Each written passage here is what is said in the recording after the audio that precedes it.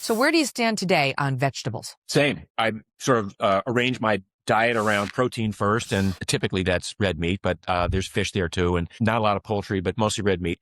In terms of, and then I've added fruit back in a little bit, but in terms of vegetables, I'm not eating that much. Not because I'm afraid of these phytochemicals, these plant toxins that Paul actually has written a lot about. That plants really don't want to be eaten. That's their natural defense. But mostly because I'm paring my diet down. I did a thought experiment a bunch of years ago, which was not to see what's the most amount of food I can eat and not gain weight, but what's the least amount of food I can eat and maintain muscle mass or build muscle mass. Okay. Do I agree with him? Yes. To a degree, I do. Vegetables are not as important as people stress they are. I usually like to put fruit and protein above vegetables. Most people, the general thing in America is salads, vegetables. That's the only thing you need in order to live a healthy lifestyle, vegan, stuff like that. No, that's not true. Okay, you need protein. A lot of people find meat beneficial because they're high in micronutrients.